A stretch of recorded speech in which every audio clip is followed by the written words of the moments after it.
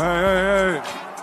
Alright, y'all, so in case you haven't noticed, in case you haven't been watching much Charlotte Hornets basketball this season, which, to be completely honest, I would not blame you at all. Me personally, I have only really caught a game here or there from them, to be brutally honest. It's just, they're not a fun team to watch. But regardless, I did look into them. I watched back some recent footage because Terry Rozier has been having a career season, and he's turned into a really fun player to watch. He might be the only one on this Hornets team that's fun to watch, or one of few, but he has been fun to watch. Statistically, he's averaging career highs this season in points per game at 24.3, assists per game at 7.2, field goal percentage at 46%, and free throw attempts per game at 4.5. Now, we can actually dig deeper and take a look at the list of NBA players this season that are averaging at least 24 points and 7 assists per game. Between Luka Doncic, Trae Young, Devin Booker, Nikola Jokic, LeBron James, John Morant for his brief stint,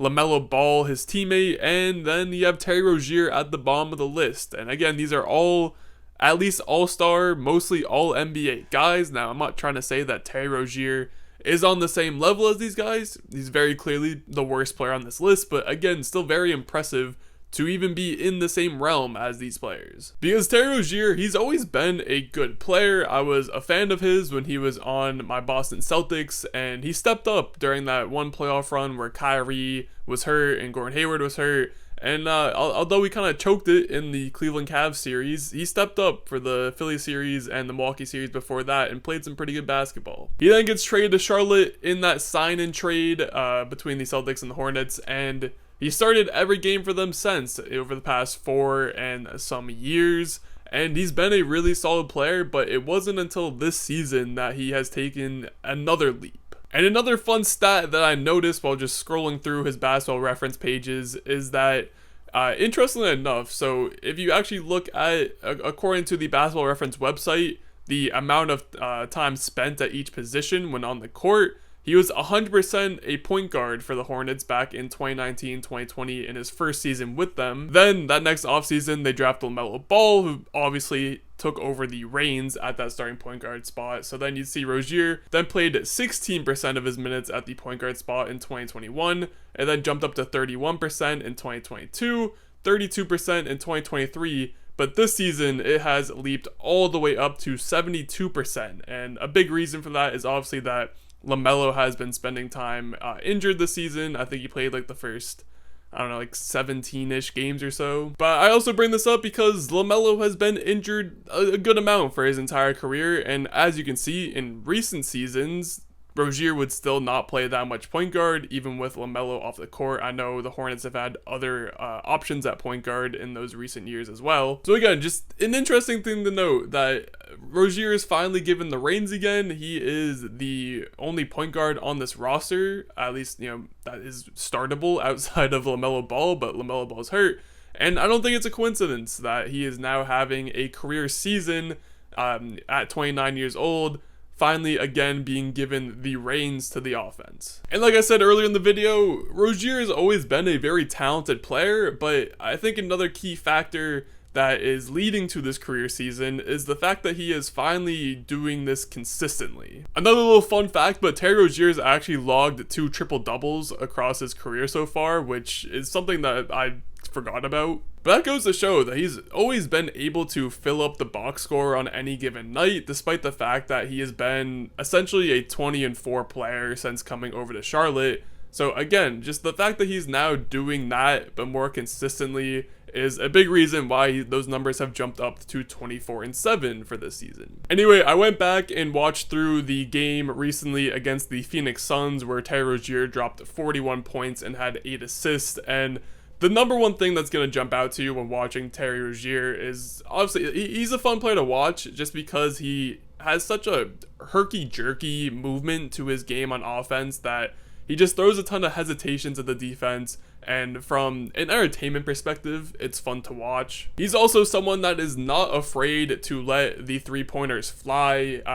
As much as I just went on about consistency this season, 3-point shooting is the one area where he remains very streaky, and that's not necessarily a bad thing. A lot of the best 3-point shooters are streaky or can get a little streaky. So while there will be a lot of games where you'll see Rozier shoot like 2 of 10 from 3, there will also be games like this one where he hits like 7 or 8 threes and is just lighting the other team up. And the best part about those nights is that his threes are all really tough makes. He shoots a lot of side steps, step backs. He had a few like just catch and shoot fading threes in this game that were just ridiculously tough shots. But this is who Terry Rozier has always been. If there is one thing that was evident throughout his entire career, is that he is a tough shot taker and a tough shot maker. And it's one thing that I've always loved about his game. But another area that has seen improvement this season for Rozier is his offensive game within the arc, because he's someone that could get to the rim and he can shoot threes, but this season he's just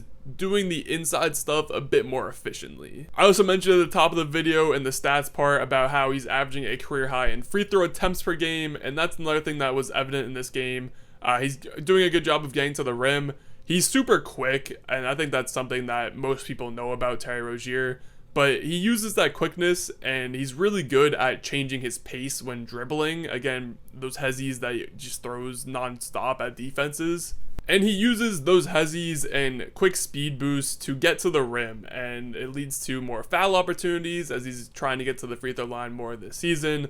But it also just leads to, layup opportunities, had a couple of nice floaters. And then the area of his game that has definitely taken the biggest leap is his passing. As again, I mentioned at the top of the video, his assists per game are at a career high at 7.2, and that is a full 2 assist jump from last season. And again, he's averaged at least 4 assists per game every single season that he's been a Charlotte Hornet. And you might think that part of that is because of the fact that LaMelo Ball is hurt and that Terry Rozier has taken over the starting point guard job, but he was having high assist games even while LaMelo was still healthy. And as someone who watched a good amount of young Terry Rozier when he was just a scorer off the bench, it's very clear now, watching back this game against the Suns, that he's hit a level where the game has just slowed down for him offensively when he has the ball in his hands, when he's running pick and rolls, pick and pops, whatever. He's extremely patient with the ball, and although that can lead to scoring lanes for him opening up, it also means that he can drag the defense as much as possible because they have to respect his scoring abilities. So, if he's able to freeze help defenders for as long as possible, that also opens up a lot of passing lanes for his teammates. And he's gotten a lot better at making those passes, kicking out of drives, and just swinging the ball in general for some easy assists too. So while he's not Luka Doncic or anything, he's not whipping crazy passes around the court, he's gotten to the point where he has taken his scoring gravity and the fact that defenses have to respect him, and he's then using it against the defenses. And rather than just continuing to chuck a lot of shots, he's taken that next step as an offensive guard, and he's now hitting his teammates for open shots too. And this all comes together to put me at a point where I feel pretty comfortable in saying that Terry Rozier is a quality point guard in this league. But the one very glaring downside with Rozier continues to be the defense. And I don't want to say that he's bad necessarily, but when you are 6'1" and sub 200 pounds, you're just already at a huge disadvantage, especially in today's NBA. He had a few plays in this one where it just did not look pretty. Brad Beal bullied him on one play. Another play, Devin Booker just gave him a jab step or a pass fake and just completely lost him and left Devin Booker wide open for a 3-point shot. So yeah, there's going to be a lot of miscues defensively with Terry Rozier. And I'll be honest, when I originally went into making this video, I was prepared to title it, why your favorite team should trade for Terry Rozier. But then I actually watched the game and did some research, and I don't think Terry Rozier is going to be traded. He might get some calls on the market, but in my eyes, the only team that really should be trying to trade for Terry Rozier are the Los Angeles Lakers, because he fits a lot of their needs right now with just adding a guard that can handle the ball and can shoot a lot of threes and score the ball effectively. The Lakers also have enough defense around him that I don't think the defensive issues would be huge, but at the same time, I don't think Terry Rozier is going to get traded, because if you look at this Hornets roster, with LaMelo Ball hurt, I know he's going to be coming back shortly, but without LaMelo Ball, Rozier is the only startable guard on this team. The other guards on this roster include Ish Smith, rookie Nick Smith Jr., you got Teo Maledon stuffed away at the end of the bench. I think there's a few other guys at the end of the bench as well. This team will be even more of a train wreck if they do decide to trade away Terry Rozier. Plus, I'm not even sure if Rozier would be a good player on a winning team, if that makes sense. I think he's someone that is kind of just comfortable putting up stats on a bad team, and that's no knock to Terry Rozier. Not every player comes into the NBA trying to win a million championships. Some guys just want to come put up stats and make money, and if that's what Rozier wants to do, then so be it. Regardless, it's his age 29 season. It seems like he is finally starting to put things together. Not that he wasn't good in the past, he was a very solid player, but he has taken another step this season, and it's been fun to watch, even though I haven't watched a bunch of Hornets games, to be, again, completely honest. That's all I got for this one. As always, if you enjoyed, make sure to like, comment, subscribe, all those good things, and I'll catch you on the next one.